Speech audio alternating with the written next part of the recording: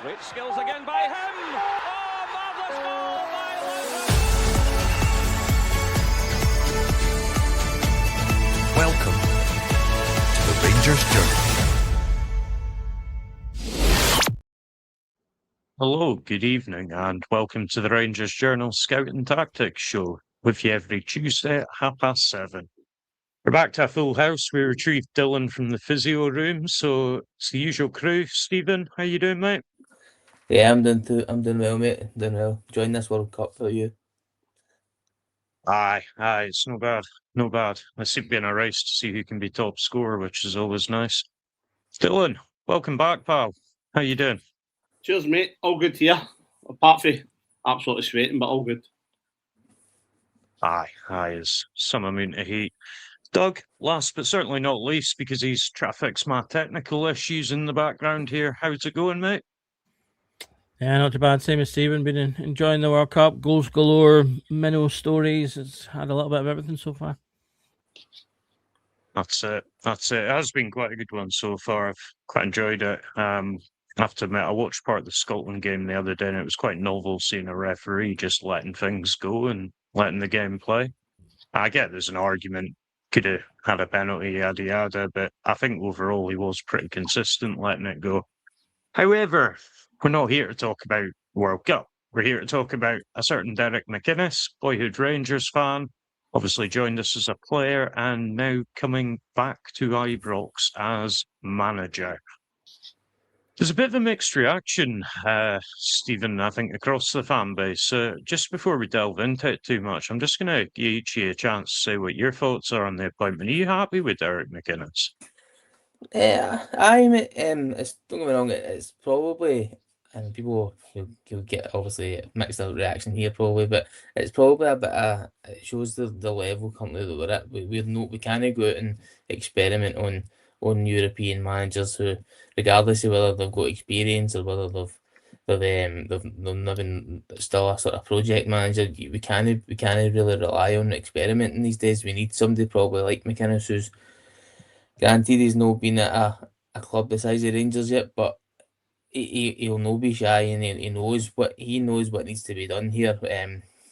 Obviously whether he does it or not is yet to be seen. We'll obviously need to sort of wait and see what happens, but certainly happy with the appointment, mate. I think it's probably a good route to go down, get us back to try to at least be just winning games on a regular basis without worrying about one fuck up to the next. So I am definitely happy with it, mate. I think it's the right choice.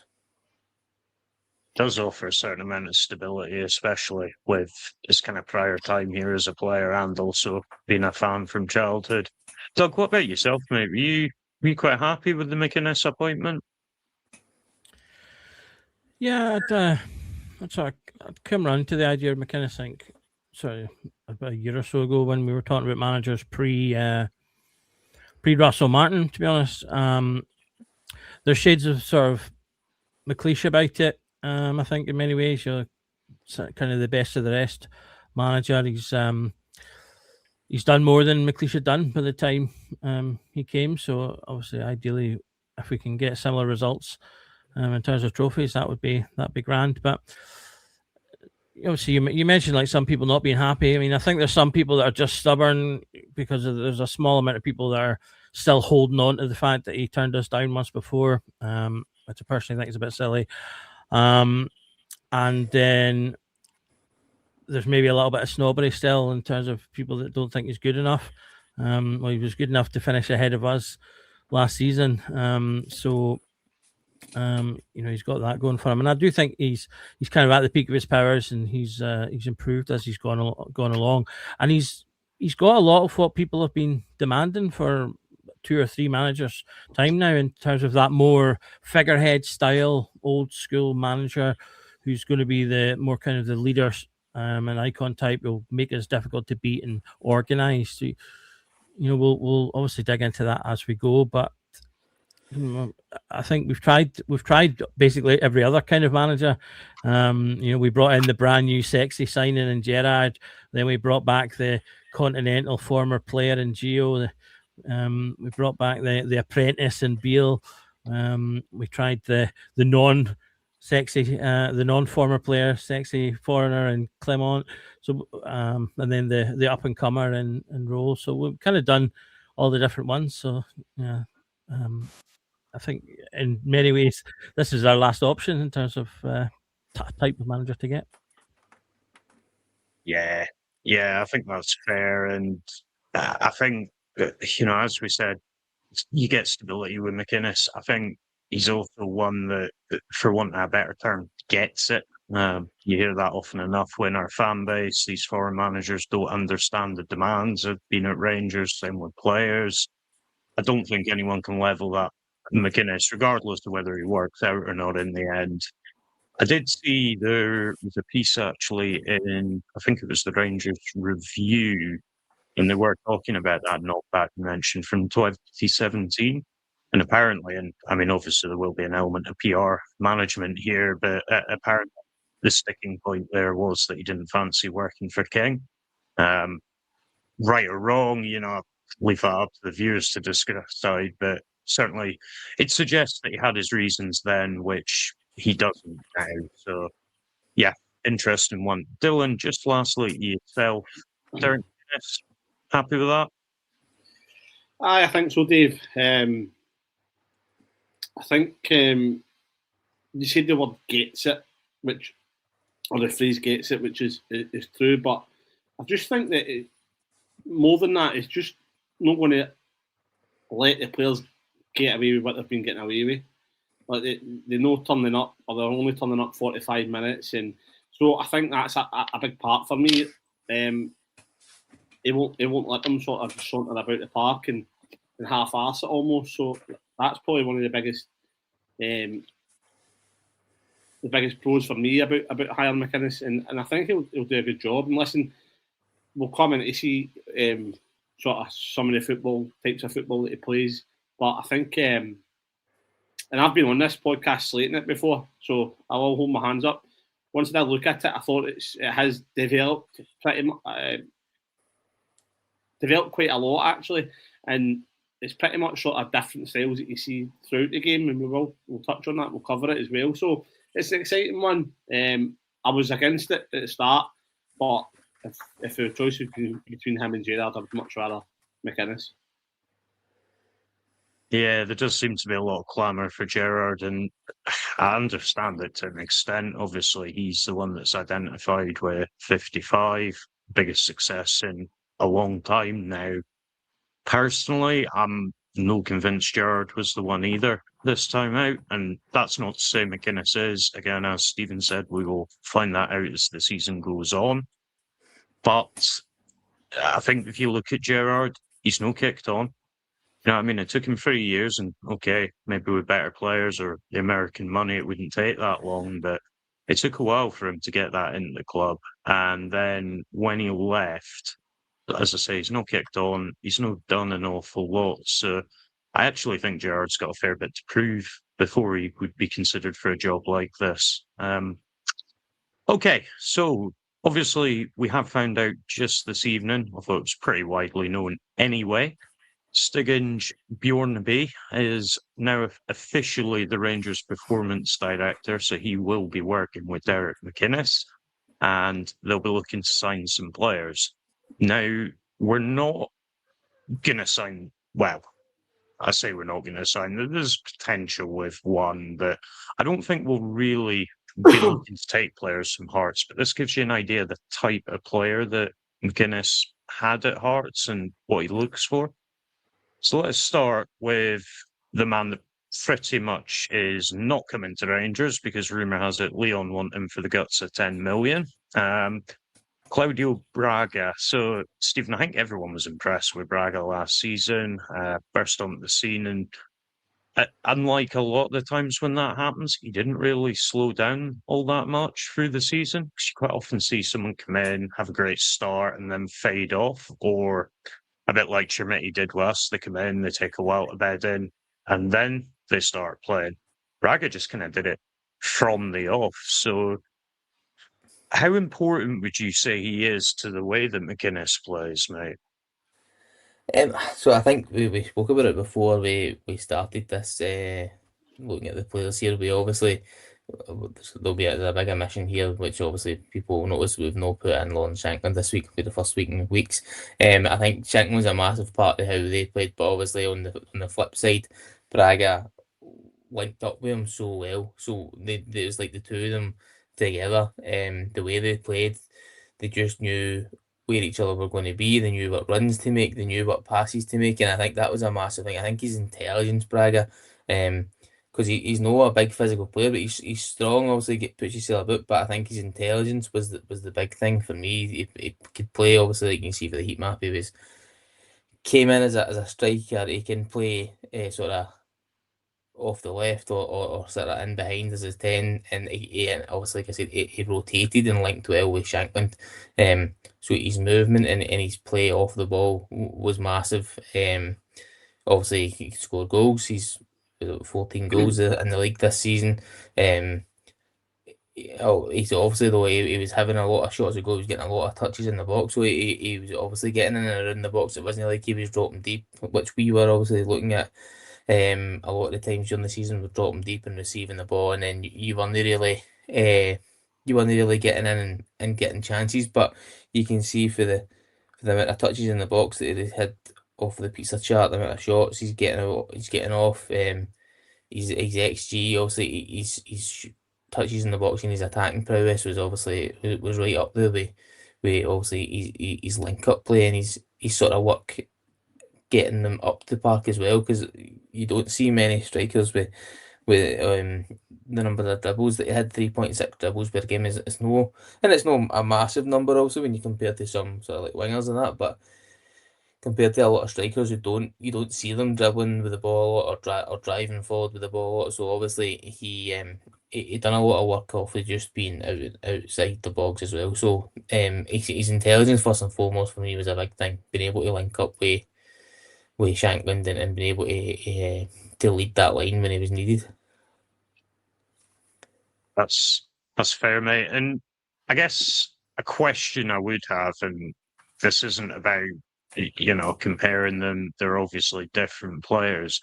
Do you think potentially Chermiti or even Nadiri, dare I say Miovski, do you think any of them are able to form a similar relationship with Shankland this season? Oh no, I think all three of them could do it to a different extent, to a different sort of they're all different players, although Chermiti and Nadiri are slightly more similar. Miovski's obviously different for the two of them out and out, but I think they could all link up with Shankland. You'll see probably like say Chermiti and Nadiri will have a wee bit more an impact, like Braga could, coming deep and receiving the ball and drifting it wide and linking up play in other areas other than just being the number 9. Whereas Miovski probably is the 9 where he would let Shankland maybe do a wee bit more of the link up work and he would feed off of that. So don't get me wrong, I think all three of them could play alongside Shankland and could play well, but obviously they all offer something slightly different than what the other does, and what obviously Braga Braga does as well for Hearts. That's fair, mate. Absolutely fair. So, Doug, next up on the list, again, a name that plenty of people will know, Cammy Devlin. Perhaps not the, dare I say it, sexiest of signings, but is unavailable on a free. There is rumours of him going overseas as well, potentially an offer from Hearts. It's not guaranteed that we could get him, but would you think that he would have a place in the Rangers midfield, even as a rotation player, as an example? I mean, yeah. I mean, on free, he could certainly be a decent squad player. He's obviously very experienced now. He's 28, and probably at the peak of his power as a player as well. He had an excellent season. He would be a player that you would sort of probably rotate around with Barron. So probably perform similar roles in terms of being that kind of relentless workhorse. The sort of player with the energy that's going to be moving about. He's a bit more aggressive maybe than Barron can be sometimes. Probably aside the fact of him being that bit more experienced in terms of his sort of ball winning, his pressing.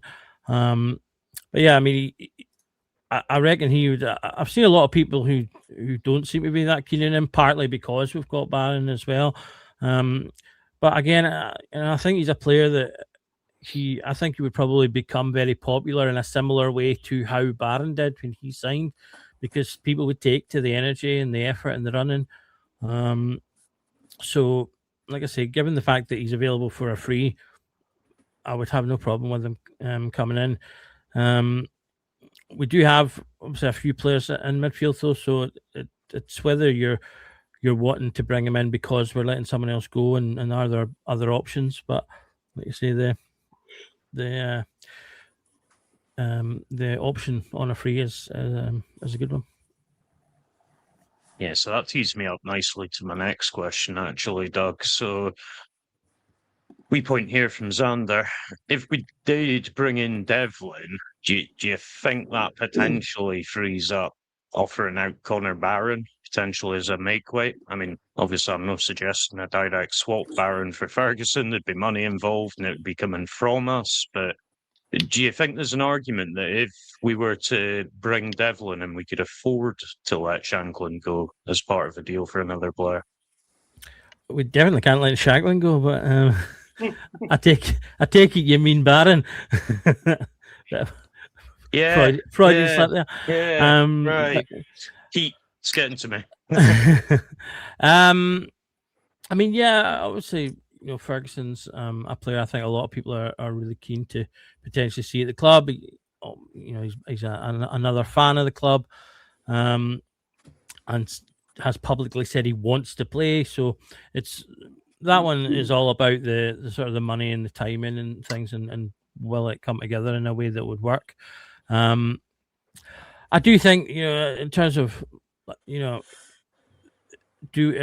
you wanted to bring in Devlin, could he sort of take Barron's place in this squad? Probably. Obviously, you're missing out probably slightly maybe in longevity terms, but if the club were able to work that exact deal, then that probably works for all intents and purposes. You're bringing in a quality player in midfield with a lot of the skills that our midfielder may be missing. Again, it depends on do other players leave. I think bringing in Ferguson, given the cost, because he is someone we would need to pay pretty well. He would cost a bit of money, as you said, that we'd have to put on top of that. So you'd even factoring in if we were to use Barnes a make weight for that, I still think that deal would probably necessitate a decent sale of someone like a Raskin or Diamandi to add a bit more money to back up that. So it would probably require a little bit more than just that. But as I say, I do think it's a potential reasonable option. So it's fair. I like this guy's optimism. I'm not convinced it's going to catch on, but I'm up for giving it a try. Yeah, absolutely. Right. Last but certainly not least, considering the state of our defence this season, let's have a look at a McInnes defender. So, Dylan, I'm going to come to you on this one. Craig Halkett, aware he's obviously injured at the minute. There's also the age concern, but maybe not quite so pronounced in a defender, obviously. And again, before people jump on me, I'm not comparing, but look at Davy Weir. He went on till he was 41. So, if you've got the right kind of footballing brain, you can prolong your career in defence. Craig Halkett, what do you think there is in here, Dylan, that makes him a McInnes player? Because he was pretty much a mainstay. Yeah, I think he's just that, or it was last season, sort of 6 or 7 out of 10 every game. He knew what his job was: head the ball, pass the ball to the better playmakers, and he done it well. I think he had a good season, but I don't see him starting for Rangers or coming into Rangers. No. Yeah, he won. But obviously, Ariel Jules, he was good in the air, even though he is only 6 foot. So I think he's just he's a threat in the box as well. I think you'll probably see an upturn in John Souttar if he plays a lot of games under McInnes, because I don't think he'll be asked to do as much as he has been asked to do. I don't think he'll be as susceptible to 1v1s and things like that against sort of Masonicis and your Bragas and stuff like that. So I think he'll just be asked to defend and do the basics right, and that's what John Souttar needs. Obviously, I'm not saying I'd be starting Souttar anyway, but I think that how can say his injury and stuff like that, it's obviously a no-go. But again, just a solid defender that season there for McInnes, and he knew what his job was, and he done it well. Like I said, a 6 or 7 out of 10 every week. So pretty simple, mate, really there, mate. Yeah, and I think just looking at the radar here, we can see obviously his aerial prowess, particularly right up there league-wise against the other centre backs. So is that important to McInnes, having someone that's really capable in the air? You've obviously watched some of his games. Do you think that's a must and something that we will target? Yeah, absolutely. Obviously, we've got Fernandez at the back, who's massive. So I think that he'll be a big part of McInnes' defence if he does stay. That is. But yeah, I mean, threats in the box, dealing with when teams maybe like Livingston go long and try and win that second ball and stuff like that. Obviously, Livingston get relegated, but teams that play that way, he'll have and he had two defenders that could do it, to be fair, that were good in there and go and win that first contact. So, and then you had your sort of Cammy Devlins mop them up after it when the ball did fall to the middle of the park. So I think it's a big part of what McInnes looks for in his defenders. That's right. And I think just to be really clear, folks, the point of this is to show the kind of players that work under a McInnes system. As I said at the top, I think the only one of them you'd even consider signing really as if you were Rangers was potentially Cammy Devlin, because he's on a free. I'm no suggesting we go out and buy Craig Halkett. As has been noted, he's injured. And as I said, Braga, I think we're priced out of even if we wanted to go to. However, that's a look at the players that played for McInnes. Now we're going to have a look at the actual tactical style. So just before we jump into that, worth mentioning the pod is sponsored by the Bluebells Bar in Lanzarote. Really good Rangers pub. Always have the games on, so if you are over there, get yourself along. You will be looked after. I've actually had various folk from the Journal go over and they've absolutely loved it. If you're not already subscribed to the channel, please do like and subscribe and turn your notifications on to find out when we're going live. So, Stephen, I'm going to come to you first, and I just really want you to sort of explain, what would you say is a Derek McInnes side? What would you look for in that? I think it's probably no one answer, mate. Really, when you look at McInnes over the years, he's played. I think he plays a direct attacking style of football. Like we try, and that's not just me saying like, oh, he punts it back to front and gets it forward up to strikers, but we'll look to get forward. We'll look to get forward quickly. Rather than previously, we obviously looked the managers we've been having recently, like particularly under the likes of Gio and Clement. It was a lot slower. It was a lot more vertical passes across the pitch rather than try to break the lines and get forward. Like Aaron says there, we'll probably see a lot more high intensity football. We'll probably see our wingers try to go beyond somebody and get the ball in the box rather than coming inside, which we've been used to over the last few years. You look to see fullbacks getting forward and assisting the wingers in the attack. So I think there won't be. He's adapted a wee bit over the years. Obviously, he's had to adapt with the teams he's played for, but you'll always see that one sort of direct, intense attacking style and try and hit teams as quick as possible rather than sort of passing it from centre back to centre back into the middle back to the centre backs. Don't get me wrong, you will see that at times. It's not saying you won't see centre backs no playing the ball between each other. It's needed at times. But rather than doing it for the sake of it, you'll see that sort of try and play down the line and break it and get a winger 1v1 versus the full back and back beyond them, to try and get the ball across the box and get us in attacking areas so that we can get goals. I think that'll be the one, the big difference for me, is how quickly we try and get forward and break on teams. We've been screaming out for years as fans, isn't it? Quick question for you, Stephen. Are we going with Brexit ball? Aye, I know what I'll be calling it, but aye, if you Aye. Had to get it in since Aaron's in the comments. Doug, Derek McInnes, what would you be looking for if you had to pick one thing? What do you think the primary thing of the Derek McInnes side is? Well, I think we'll see, kind of like Dylan sort of pointed out earlier on. We'll see a team that's got a bit more discipline and a bit more energy. They'll be, organised, and you'll make sure that they maintain that and maintain the standard that he sets.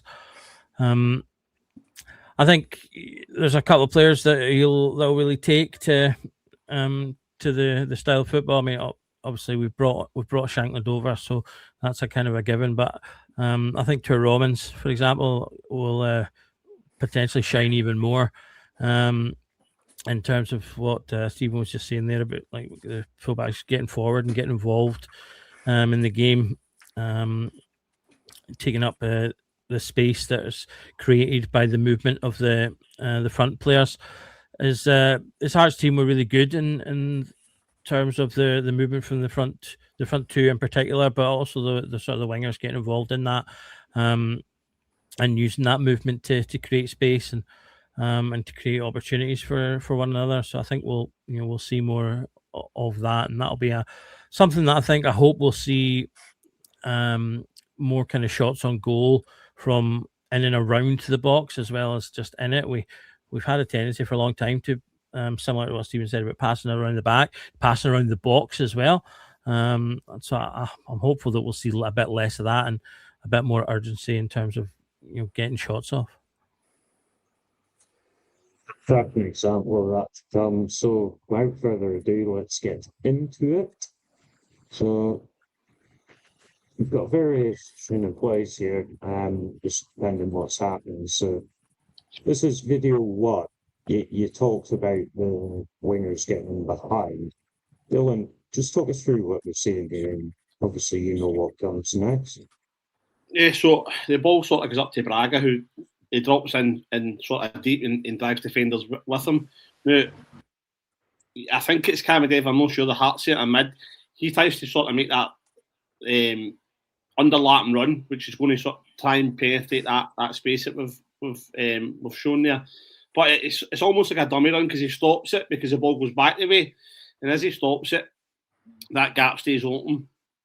Braga turns and runs in behind, and it's a great ball, and Hearts are in.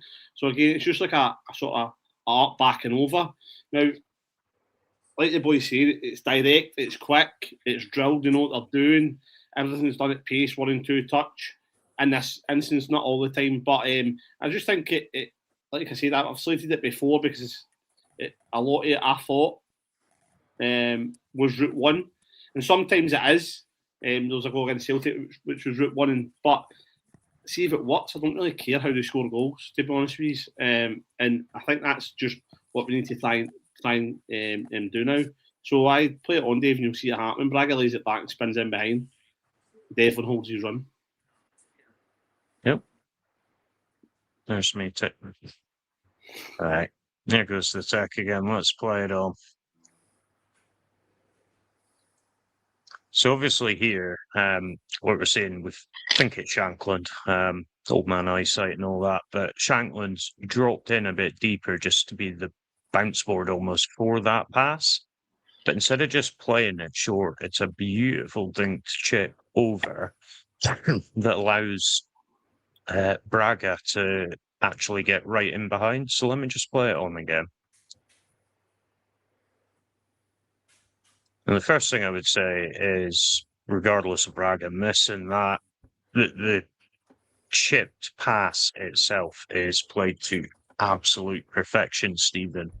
I guess my question to you would be, we've just seen there, obviously Braga played as a second striker, but he did get right out on the wings an awful lot. Do you think that's the sort of role that potentially someone like an Antman, who perhaps hasn't had the chance to shine because Rangers haven't maybe played the way that he kind of needs them to shine? Do you think that opens up a chance for certain players? Yeah, I think so. I think everybody will get their chance to show pre-season what they can do, like the same old stick. Everybody will get their chance. There's plenty of players who we already know won't fit in. They won't reach the sort of standards that McInnes probably wants to set. But I think players like Ant-Man, and obviously this is one that players like Finlay Curtis, who obviously is a young boy coming through, he's still got a long way to go in his career. I think they will thrive on a sort of in a style like this, getting to be able to run at defenders and running onto the ball rather than receiving it with their back to goal and trying to play out. They'll get that chance to spin in behind and use their pace and use the directness that we know that they've got. You've seen it and we always go back to it. We've seen it in Ant-Man's first game, and that directness and getting in behind the fullbacks, and he caused them some amount of issues. And I think you'll see that on the other side, obviously, if and when Finlay Curtis plays. So I think there are two players for me on the wings who will be able to shine under McInnes. You look at like Gassama, he might struggle because he's not that type of player. He doesn't go in and get in behind. He likes to come and receive the ball short and try and link up or sort of move the ball with the ball at his feet rather than running onto it or running in behind. So that's the sort of differences between him and like say Curtis and Ant-Man. I think will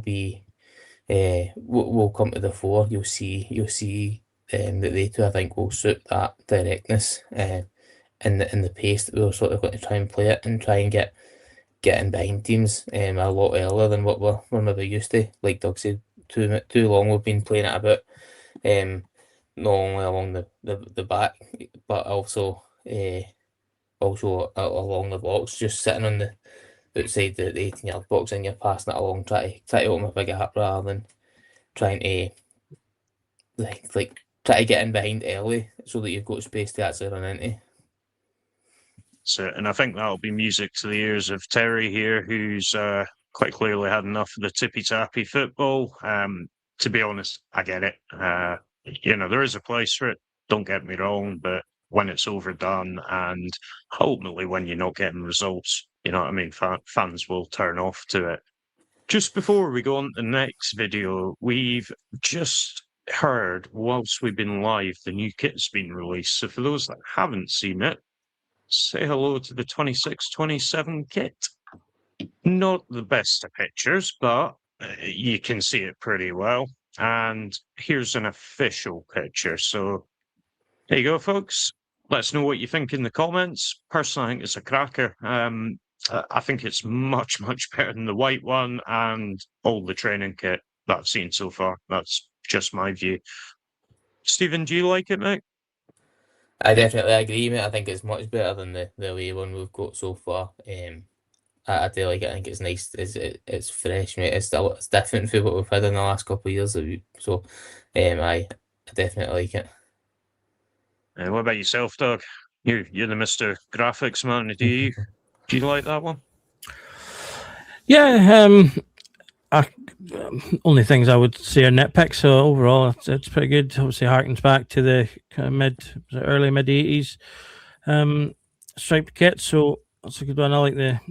I always like it when they've got like a little hint of red in there as well. So yeah, I think all in all, I mean, I think this one's been kind of out in the world for a while, so I think most people have been looking forward to it. So yeah, I think it'll do well, that one. Yourself, Dylan, you buying one? Aye, mate, no doubt. I'll get it. I like it. Like Doug said, I like the wee red accents in it. And they should have just done the away kit the same in a different colour. Saved us a hassle.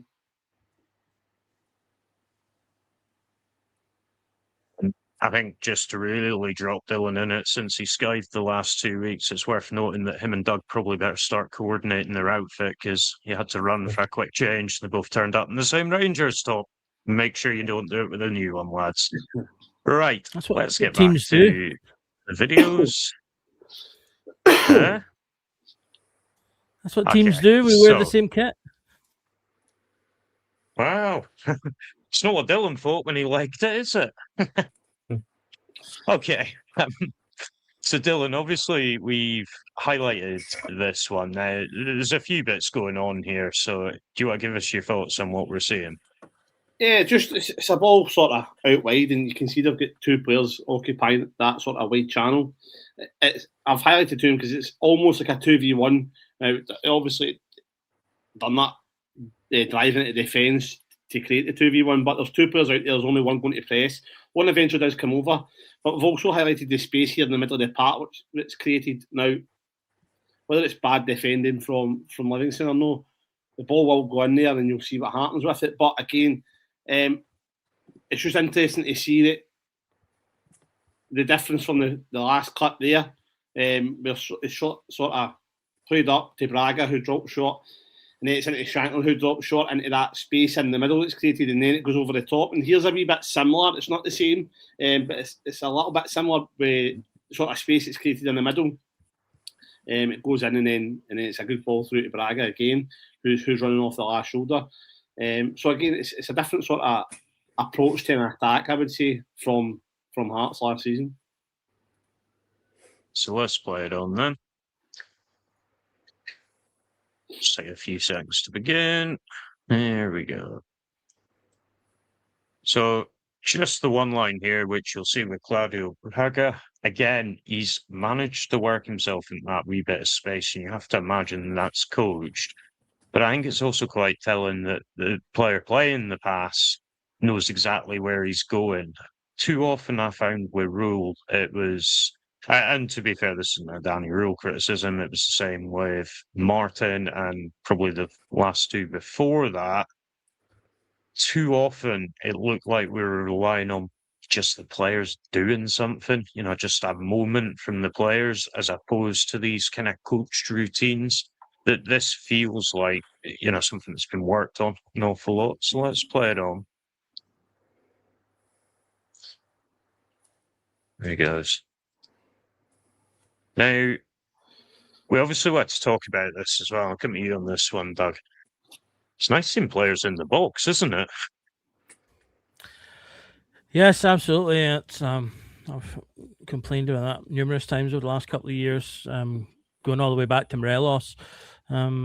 Sometimes when we've played, obviously the kind of the 4-2-3-1 system, when you've got a mobile striker that likes to move, like Morelos said, and Trimiti does the same, you end up with that gap in the box, and that used to happen to us quite a lot. You'd have a striker moving out to get involved in play, but then we just didn't. Our midfielders just weren't making those runs, and again, it was another reason why Raskin was better. I felt a bit more up further up the pitch because it freed him to make those runs, and he would do when he was being a bit more aggressive, and he was got a few goals out of that as well. So if this is more going to be what we'll see, obviously playing a 4-4-2, straight away you've got your extra striker up there, but then having those willing players to burst from the wings, from the fullbacks. We had a long time where we had a fullback who was always getting in at the back post. So if we can do that again, that'd be beneficial. I said nothing. I mentioned nobody. I was talking about Barisic.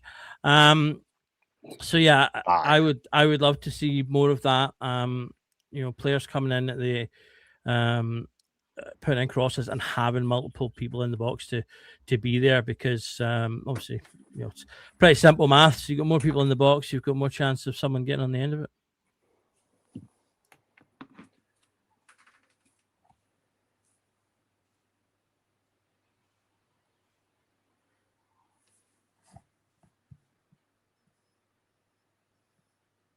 I think you froze, Dave. Right, we'll see.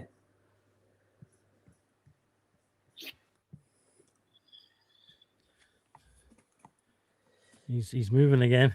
Are you there, Dave? I think we might need to wait. That Highland Wi-Fi that he's on. Yeah, we might need to wait a wee second.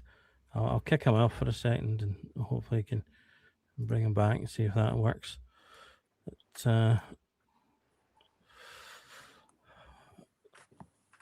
I don't know if he's got the. Well, did he have the? I think going back to that clip there, just while Video. we on Dave, I think the big difference, I think for me, like, and it's one thing that you said probably Dylan at the start, in terms of McInnes no letting players away with being slack or being lazy.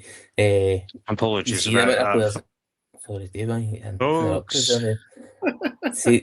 you see that many players in the box, but I think you'll see a lot more when it breaks. If it doesn't break away, it'll you'll see that turnover quickly on our side, getting back and getting in it and trying to win the ball back early, rather than the amount of times we would watch. And Raskin was a big one for it. You watch him any kind of jogs back, you won't see that sort of under McInnes, I think, and whether it comes off because the players are maybe not to the level, but we definitely will see a better work ethic for me. Like you said, it'll get away with that sort of half-arse a run or a jog back if that position we were in there in the box didn't break our way and they sort of they broke on us.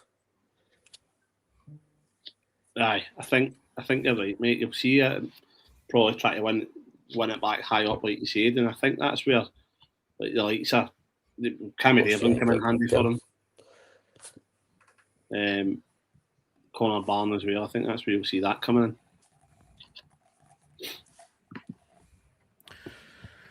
I think we've lost Dave in the meantime, which means we've lost our video as well. So we'll need to just chat around that in the meantime. But I've got I'll put a wee slide up that we can sort of talk about the tactics while we're waiting on Dave hopefully returning. So this was one of the things I think is more true about McInnes today than maybe has been in the past is his adaptability. If you go through, for example, transfer market and look at all the games and the various formations and the slight tweaks to things, these two are the kind of the main two he played. Obviously, the 4-4-2 that I think a lot of people are familiar with, kind of his main formation, but he did play the 4-2-3-1 quite a lot and small variations around that. In particular, post split, he played 3 at the back, and had a little bit more in the width for midfield with wing back. So he was able to tweak things and did that quite a lot throughout the season. And I've kind of put like really rough arrows in his 4-4-2 in terms of how he liked his fullbacks pushing up into that space, and they could also cut in when if the ball was out, kind of on the left hand side. You might have seen Kazaridis drift inwards rather than outwards to create overloads in the centre and give them more passing options, which would then allow. I've heard this boy's name pronounced about 100 times. Is it McEntee? Is that right? McEntee. Have him pushing up into that space and giving them that wide option that he can then push up and be the one that crosses in. And I did see someone in the comments there saying, Gary here going, tell you what, I said repeatedly, high crosses into the back post, headed back into the middle and score. I definitely think we'll see more of that kind of thing and crossing coming in from the wings, which again, something that we've got players that could benefit. You could see Ant-Man, I think, benefiting a lot from that if he's still here. So I think it'll be interesting to see from that perspective. I don't know what your thoughts still in terms of the players that might, maybe get a bit more of a lease of life under McInnes. Can you hear me all right? Yeah. Yeah. Yep. I think, Doug, see with your first 4-4-2 sort of tactics like there, if Dave gets the videos to work, you'll see it. When Kizzy or whoever it is, it's out wide, you'll see that underlap and run that we saw in the first clip from Devlin or Beningame or whoever it may be. It could be Milne or McEntee. Sometimes it will try and run inside and beyond and behind the winger. And then when they're inside, they'll do an overlapping run. So again, it's really well worked on from McInnes' point of view. But like I said, it is only clips throughout the season. It's not like you're going to see that all the time. But I think you're right, mate. I think Ant-Man, you'll hear probably be he's the player that I expect the most upturning form next season, I should say, under McInnes, if he obviously takes his chance, because, like I said, he might not want to work hard and go and do the dirty work as well, because you have to do both in his team. So it all depends how he grabs his chance. But I think that if you can get him into those areas, he'll definitely be sort of, I would say maybe 10 plus assists easy next season, especially with Shankland in the box and Chanmiti in the box as well, and Yoski Nadiri. So it's a good option to have, and I think that there was a lot as well when I was looking through the footage.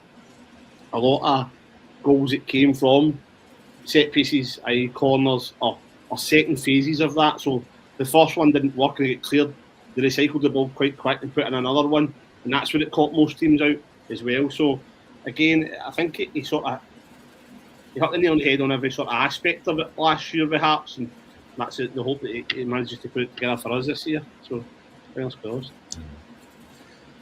Hi folks, thanks for bearing with me. Another 50p in the meter and a sledgehammer from my laptop, I think. Right, so Dylan, this has moved on. Let me back.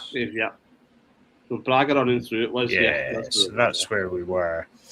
So yeah, we've covered this off. Doug obviously spoke about players heading into the box, so let's just play this one on now. Should definitely square it there as well. I'd be fuming. Yeah, especially with three of them. Shankland's in a great position. Okay, so we're pausing it here. Obviously, you've got this kind of run which ties up the defender, or keeps them honest, should I say. Let's move on there again. And this is the one-touch stuff that Dylan was talking about there, that wee link up. Shankland now holds it, waits for the run, plays it through. Now, that also should have been a goal. Obviously wasn't. No ideal. Dylan, what were the things that stood out for you with that play? Just when Cammy Devlin, I think it's Cammy Devlin, goes in to get the ball, he goes in really close. Usually, if that's us, we don't give him the ball under that type of pressure. We would just recycle it to the other centre half, and then the Raskin or whoever it would be would need to go and do a 20-yard jog or run to get on the other side of the pitch to get the ball. And so there he just gives him the ball. It's played back, played through. As soon as he plays the ball back, his first thought is to sprint, not to jog, not to run, to sprint forward, because he knows that player's going to have a man on him. It's a nice wee 1-2 out wide, back in. He then knows that he's got pressure on him, plays it first time to Shankland, who drops into that space.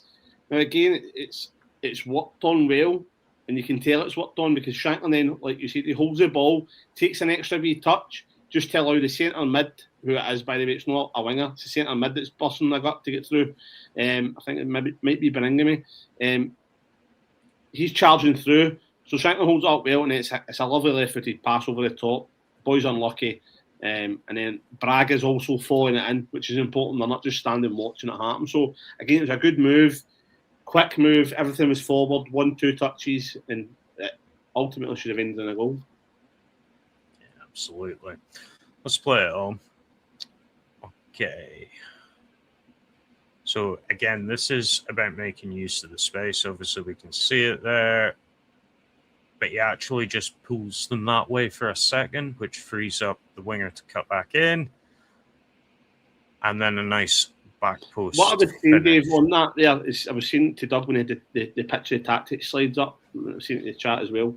When their wingers are out wide, you'll have the Hearts' centre mids would go and underlap, and you've seen that there with Cammy Devlin running behind. Now, Kizidis or whoever it was that gets the ball there, he can slide that pass through. And Cammy Devlin's in, it's a low cross across the box or a dink to the back post.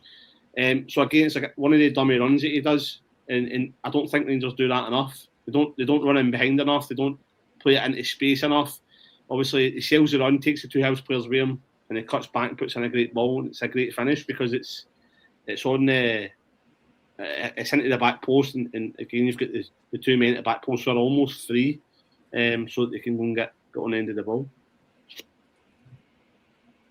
And let's play it on again. So now we're looking at the pressing, something that I feel we have maybe no being the best at. I just want you to draw your attention here. I think it's Braga. Obviously, the image is a wee bit blurred. But if we then play that on, you can see the Killie player knows he's there. So he lets it roll across his body to try and take it away from Braga. But at the same time he does this, we've then got who I would guess will be Kizadiris diving in from the wing. And I think it's just a really good example of them kind of pressing as a unit rather than individually. So let's play this one on. We'll see the other pressing one, then we'll just stop for a quick chat.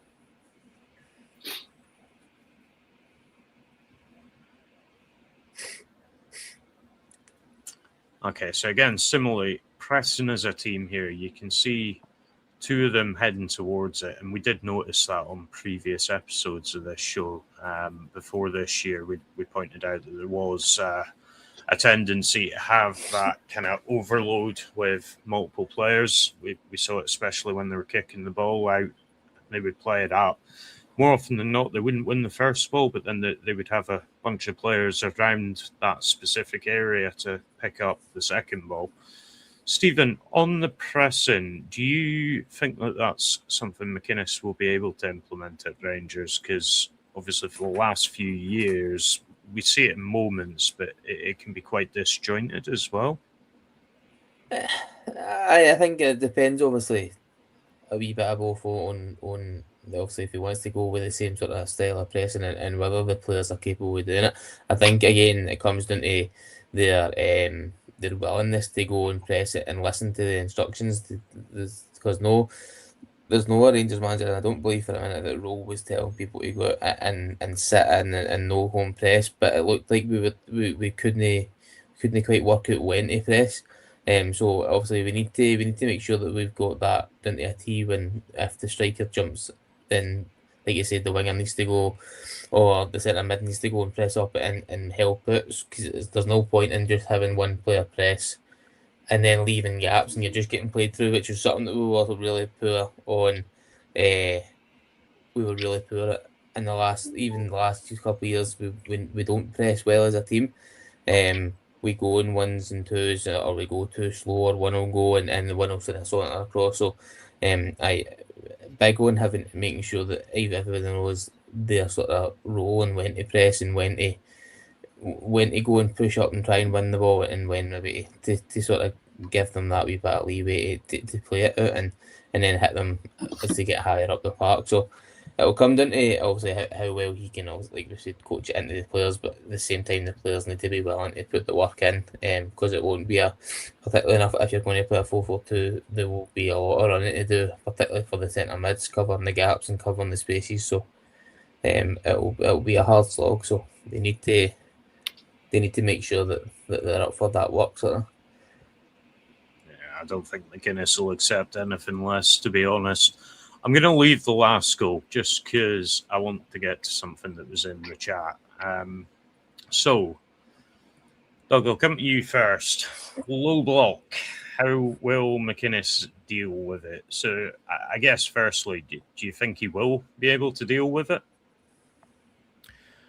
I think the first question is how, over the last 2 seasons, I think we've seen less of the sort of the stodgy low block from teams. Some of the sort of the more adventurous, for lack of a better phrase, teams in terms of your Aberdeen's, Motherwell's, Hearts and Hibs, they've been kind of playing a bit more football, and even some of the smaller teams, particularly when I think, and unfortunately, particularly against us, because teams have smelt blood. They've not really been playing in that kind of way quite as much as they have in the past. Now, that's not to say they don't play low blocks at all.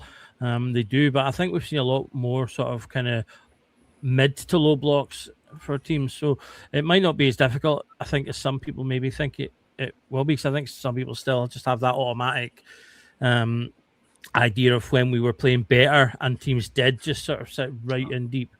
Obviously, there's still teams who do that, like St Mirren and Livingston still played pretty low last season, but In terms of when he does come up against it, that's when your work rate comes in, and another big gripe of mine over the last couple of years has just been how quickly we play the ball. One of the things that some of the players lack a little bit of, particularly when we're buying younger players, is that sort of mental aspect of the quickness of thought, being able to quickly scan what's going on around them and then be able to immediately play a ball or quickly play a ball rather than receiving the ball and then scanning. That's the difference between your top players and your not so good players. A top player knows what's ahead of him or around him as the ball's coming to him or before the ball comes to him, whereas if I'm playing, I need to concentrate on making sure I control the pass that's coming to me before I think about looking at what else is going on. And that's the difference between good players, and we need a little bit more of that. We've had players who have the ability to do those things, like for example, Mikey Moringa-Sama, both have the ability to do that and showed that throughout the season. But occasionally, you could see that I think they needed that little extra second just because of their lack of experience. Ultimately for me, that's the way you're going to beat that, because you need to have the speed of play to move the ball about, to move yourself about, and then that drags defenders about and ultimately makes them make mistakes and create gaps and then get goals. Fair. And Stephen, I'll come to you next. Same question. Do you think it's something that McInnes will struggle with at Rangers? Do you think it's irrelevant, as Doug says? Not many teams do anymore. Where do you stand on that? No, I agree with Doug to a point that there's less teams play low block. Don't get me wrong, if we go halfway through the season and teams are struggling to play against us because they're not putting that low block, they will go back to that. They will revert back to type, and a lot of the teams, particularly the lower half of the league, will try and do that. But I think it comes down to a big thing for me. They're still going to come forward and try and get chances. They're still going to try and score goals. It's not like they're going to have teams that are going to be camped in their own half for the full game. You're going to get a chance, or they're going to get a chance away every now and then. So for me, the big thing is, and we've seen it a couple of clips, is like Doug said, the speed of play, getting that back to front quickly, and breaking on teams when they're sort of out of shape and not allowing them to get into that block. Something that we've not been good at over the last number of years. We're too slow to play out. We'll play the ball forward and it'll go back, and then we'll try and go forward again. Whereas I think we'll see a lot more, particularly if they're higher up the pitch, we'll see a lot more direct football, rather than trying to play 3-4 passes before you go forward. It'll maybe be 1 or 2, and then the ball's through and through that defensive line. Too many times we'll take a touch in, and the video we just watched with Braga was breaking through the lines, and we had 3 in the box. Obviously, ultimately doesn't square it, but that pass that goes through to Braga, I don't see many Rangers players playing that pass. That then they turn back and they'll go back to the centre mid, or they'll go back to the centre back. So I think the speed of play and the quickness and decision making is a massive factor. So there'll be times we'll play low blocks and we might struggle, but that's when you need to rely on the coaching method and the decision making of the players, and the directness and the quickness that we're hoping that they play with.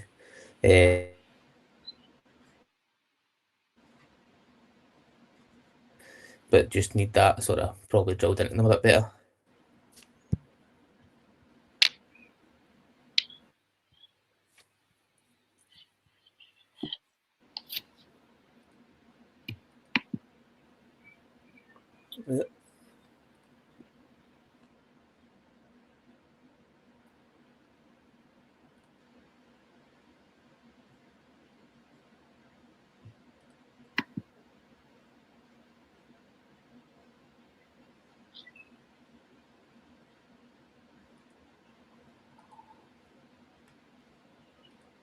Back, Dave. Yeah, just about. You hear me okay? Yeah.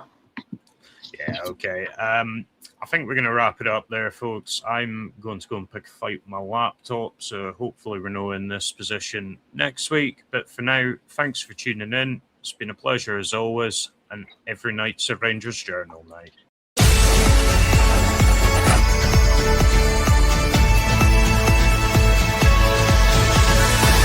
Every night is the Rangers Journal night.